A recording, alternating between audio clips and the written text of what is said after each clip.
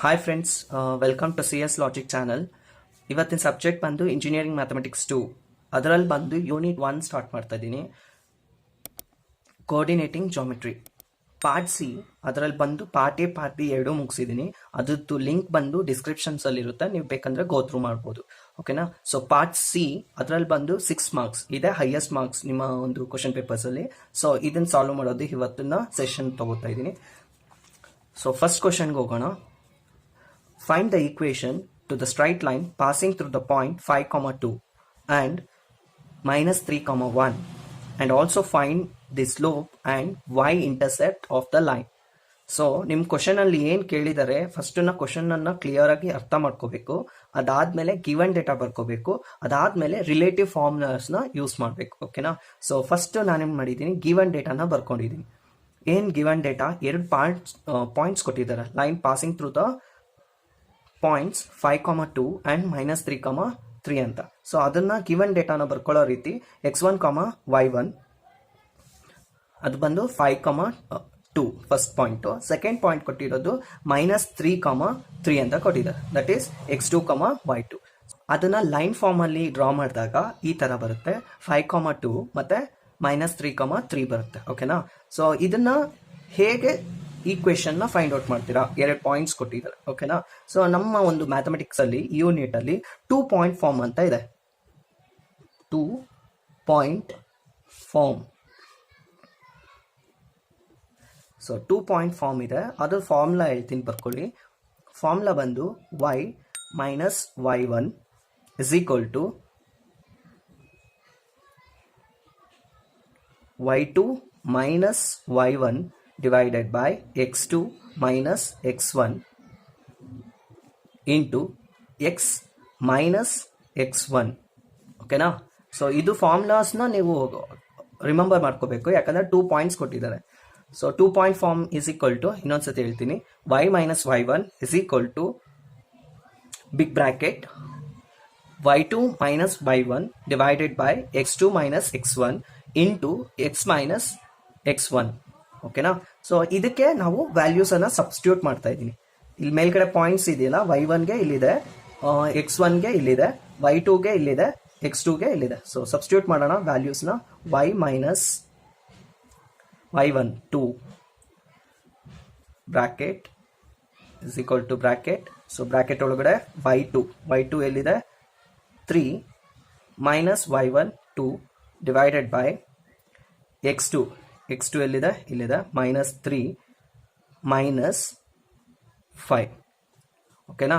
So -3 ಇಲ್ಲಿದೆ, x2 x1 -5 into x minus x1 ಇಲ್ಲಿದೆ 5. ಓಕೆನಾ? ಸೊ ನೆಕ್ಸ್ಟ್ ಏನು ಮಾಡ್ತೀನಿ, ಸಾಲ್ವ್ ಮಾಡ್ತೀನಿ ಇದನ್ನು. y minus 2 ಹಾಗೆ ಇರುತ್ತೆ.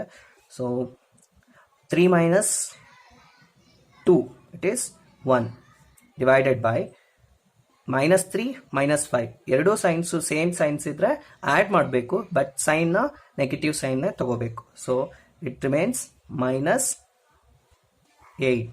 ಸೊ -3 -5 -8 ಇಲ್ಲಿ ಹಾಕ್ಕೊಂಡಿದ್ದೀನಿ minus sign. Next x minus 5. Okay? So ನಾವು ಇದನ್ನು ಫ್ಯಾಕ್ಟರೈಸೇಷನ್ ಇದೆ, ಸೊ ರೇಷನಲ್ ಫ್ಯಾಕ್ಟರ್ಸ್ ಇದೆ. ಸೊ ಇದನ್ನ ಈ ಸೈಡ್ ತಗೋತೀನಿ. ಹಾಗಾಗಿ 8 into y minus 2 minus 1 into x minus 5. Okay? So ಇವಾಗ ನಾವು ಒಳಗಡೆ ಮಲ್ಟಿಪ್ಲಿಕೇಶನ್ ಮಾಡ್ಕೋತಾ ಇದ್ದೀನಿ. 8y minus 16. 8 into y 8y, 8 into -2 -16 minus x minus 1 into x minus 1x minus 1 into 5 minus into minus plus ಆಗುತ್ತೆ, +5. ಸೊ ಇದು X ಕೋಎಫಿಷಿಯಂಟು negative ಆಗಿದೆ. So ಅದರಿಂದ ಏನು ಮಾಡ್ತಿದ್ದೀನಿ, ಎಲ್ಲ ಫ್ಯಾಕ್ಟರ್ಸ್ನು ಈ ಸೈಡ್ ತಗೋತಾ ಇದ್ದೀನಿ. ಅದರಿಂದ ಎಕ್ಸ್ ಪ್ಲಸ್ ಇರೋದೇನಾಗುತ್ತೆ, -5 ಆಗುತ್ತೆ. ಈ ಸೈಡ್ ಪ್ಲಸ್ ಇದೆಯಲ್ಲ, ಮೈನಸ್ ಇಂಟು ಮೈನಸ್ ಪ್ಲಸ್ ಆಗುತ್ತೆ. ಸೊ ಪ್ಲಸ್ ಆದರೆ ಏನಾಗುತ್ತೆ, ಈ ಸೈಡ್ ಬಂದರೆ ಮೈನಸ್ ಆಗುತ್ತೆ. ಸೊ ಮೈನಸ್ ಪ್ಲಸ್ 8y ಇಲ್ಲಿರೋ terms -16 is equal to 0. Next solve ಮಾಡಿದ್ರೆ x ಪ್ಲಸ್ 8y ಸೊ -16 -5 ಎಷ್ಟಾಗುತ್ತೆ? -21 ಆಗುತ್ತೆ is equal to 0. This is your required straight line equation. So x plus 8y minus 21 is equal to 0. This is your required equation for your straight line. But ನಿಮ್ಮ ಒಂದು question ಅಲ್ಲಿ ಓದಿದ್ರೆ ಇನ್ನೊಂದು question ಕೇಳಿದ್ದಾರೆ, find the slope and y intercept of the line ಅಂತ ಕೇಳಿದ್ದಾರೆ. So ಇದನ್ನ find out ಮಾಡಬೇಕು. ಓಕೆ, ಸ್ಲೋಪ್ನ ಫೈಂಡ್ ಔಟ್ ಮಾಡೋಕ್ಕೆ ಸ್ಲೋಪ್ ಇಂಟರ್ಸೆಪ್ಟ್ ಫಾರ್ಮ್ ಅಂತ ಇದೆ. ನಿಮ್ಗೆ ಒಂದು ಸ್ಟ್ರೈಟ್ ಲೈನ್ ಕೊಟ್ಟಿದ್ದಾರೆ, ಅದರಿಂದ ಸ್ಲೋಪ್ ಕಂಡುಹಿಡಬೇಕು. So slope intercept form, slope ಆದ್ರೂ ಕೇಳ್ಬೋದು, y ಇಂಟರ್ಸೆಪ್ಟ್ ಆದ್ರೂ ಕೇಳ್ಬೋದು, x ಇಂಟರ್ಸೆಪ್ಟ್ ಆದ್ರೂ ಕೇಳ್ಬೋದು. ಸೊ ಅದಕ್ಕೆಲ್ಲ ಫಾರ್ಮುಲಾಸ್ ಕೊಟ್ಟಿದ್ದೀನಿ, ಇನ್ನೊಂದ್ಸತಿನೂ ಹೇಳ್ತೀನಿ. ಫಸ್ಟ್ ನಾನು ಬಂದಿರೋ ಅಂತ ಈಕ್ವೇಶನ್ ಅನ್ನ ಇಲ್ಲಿ ಬರ್ಕೊಳ್ತಾ ಇದ್ದೀನಿ. 8y minus 21 is equal to 0. So slope intercept form ಅಂದ್ರೆ, therefore slope intercept form ಅಂದ್ರೆ y is equal to mx plus c. ಇದು ಸ್ಲೋಪ್ ಇಂಟರ್ಸೆಪ್ಟ್ ಫಾರ್ಮ್. ಸೊ ಈ ಫಾರ್ಮ್ಗೆ ಇದನ್ನ ಬರ್ಕೋತಾ ಇದೀವಿ. So y is equal to mx ಬರಬೇಕಲ್ಲ. ಸೊ x ನ ಈ ಸೈಡ್ ತಗೋತೀನಿ, 8y ನ y ಮಾತ್ರ ಈ y ಕೋಎಫಿಷಿಯಂಟ್ ಈ ಸೈಡ್ ಉಳಿಸ್ಕೊಂಡು ಇದನ್ನೆಲ್ಲ ಈ ಸೈಡ್ ತಗೋತೀನಿ. ಸೊ ಮೈನಸ್ x ಆಗುತ್ತೆ. ಈ -21 ಈ ಸೈಡ್ ಬಂದರೆ +21 ಆಗುತ್ತೆ. ಓಕೆನಾ? So y is equal to ಏನಾಗುತ್ತೆ, ಈ ನಮ್ಗೆ ಬೇಕಾಗಿರೋದು y ಮಾತ್ರ. 8 ಇದ್ರೆ ಏನಾಗುತ್ತೆ, 8ಅನ್ನು ಈ ಸೈಡ್ ತಗೋಬೇಕು. -1/8 ಇಂಟು x ಪ್ಲಸ್ 21/8 ಆಗುತ್ತೆ. ಓಕೆ, ಸೊ 21/8 ಆಗುತ್ತೆ.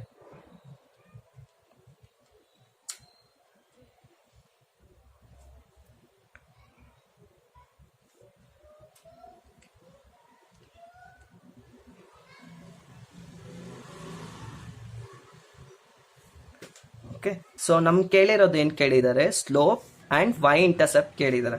ಸ್ಲೋಪ್ ಬರಿಬೇಕಾದ್ರೆ ಏನು, ಸ್ಲೋಪ್ ಫಾರ್ಮುಲಾ ಆಲ್ರೆಡಿ ಹೇಳಿದ್ದೀನಿ. Slope is equal to m.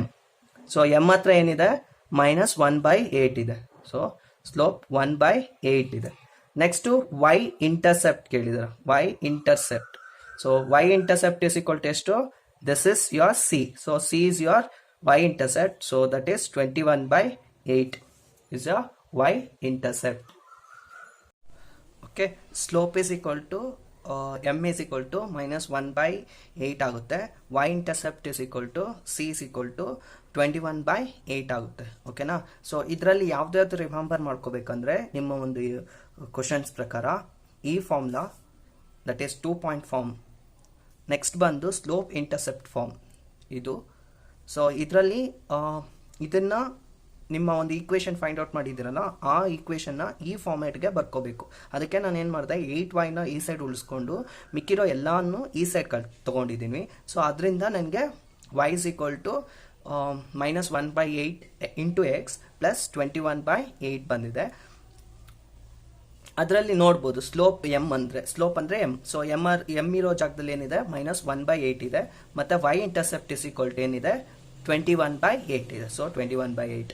So ಇದು ನಿಮ್ಮ ಒಂದು 6 ಮಾರ್ಕ್ಸ್ಗೆ ಫುಲ್ ಆನ್ಸರ್. ಸೊ ನಿಮಗೆ 6 ಮಾರ್ಕ್ಸ್ ಸಿಗುತ್ತೆ. ಅಲ್ಲಿ ಸೆಕೆಂಡ್ ಕ್ವಶನ್ ಸಾಲ್ವ್ ಮಾಡ್ತಾ ಇದ್ದೀನಿ. ಅದರಲ್ಲಿ ಬಂದು ಕ್ವಶನ್ ಓದೋಣ. Find the equation to the line passing through the point -2,1 and perpendicular to the line joining points -7,3 and 2,7. ಓಕೆನಾ? ಫಸ್ಟು ಏನು ಮಾಡಬೇಕು, ಕ್ವಶನನ್ನು ಓದಬೇಕು. ಸೆಕೆಂಡು ಗಿವನ್ ಡೇಟಾ ತೊಗೋಬೇಕು. ಸೊ ಗಿವನ್ ಡೇಟಾ ಬಂದು ಏನೇನು ಕೊಟ್ಟಿದ್ದಾರೆ ಅಂದರೆ, perpendicular to the line joining points 2 points ಕೊಟ್ಟಿದ್ದಾರೆ. ಸೊ ಅದನ್ನು ಬರ್ಕೊಂಡ್ರೆ ಪಿಕ್ಚರ್ ಡಯಾಗ್ರಾಮ್ಯಾಟಿಕಲಿ ತೊಗೊಂಡಾಗ -7,3 ಮತ್ತು 2,7 ಕೊಟ್ಟಿದ್ದಾರೆ. ಓಕೆನಾ? ಇದೇನು, and perpendicular to the line joining points -7,2. So first ಅಂತೂ find the equation to the line passing through the point ಅಂತ ಕೊಟ್ಟಿದ್ದಾರಲ್ಲ. ಸೊ ಇದು ಬಂದು ಒಂದು ಲೈನನ್ನು ಕೊಟ್ಟಿದ್ದಾರೆ. ಆ ಲೈನ್ಗೆ ಈ 2 ಕೊಟ್ಟಿರೋ ಪಾಯಿಂಟ್ಸು ಪರ್ಪೆಂಡಿಕ್ಯುಲರ್ ಆಗಿದೆ. ಸೊ ಈ ಲೈನ್ಗೆ ನಮ್ಗೆ ಏನು ಕೊಟ್ಟಿದ್ದಾರೆ ಅಂದರೆ, ಒಂದು ಪಾಯಿಂಟ್ ಕೊಟ್ಟಿದ್ದಾರೆ 2,1 ಅಂತ. ಓಕೆನಾ. ಸೊ ಇದರಲ್ಲಿ ಎರಡು ಪಾಯಿಂಟ್ಸ್ ನಡುವೆ ಅದು ಹೋಗ್ತಾ ಇರುವಂಥ ಲೈನ್ದು ಈಕ್ವೇಷನನ್ನು ಫೈಂಡ್ ಔಟ್ ಮಾಡಬೇಕು. ಅಂದರೆ ಈ ಲೈನ್ದು ಈಕ್ವೇಷನ್ ಫೈಂಡ್ ಔಟ್ ಮಾಡಬೇಕು. ಓಕೆನಾ. ಸೊ ಫಸ್ಟು ಗಿವನ್ ಡೇಟಾ ಏನು ಕೊಟ್ಟಿದ್ದಾರೆ, x1, y1 -7, 3. Okay. So next ಏನು ಕೊಟ್ಟಿದ್ದಾರೆ, x2, y2 2, 7 ಕೊಟ್ಟಿದ್ದಾರೆ. ಓಕೆನಾ. ಸೊ ಇದು ಎರಡೂ ಡೇಟಾ ಬಂದು ಫಸ್ಟ್ ಲೈನ್ದು, ಅಂದರೆ ಈ ಲೈನ್ದು ಫಸ್ಟ್ ಲೈನ್ ಅಂತ ತಗೋಣ, ಫಸ್ಟ್ ಲೈನ್.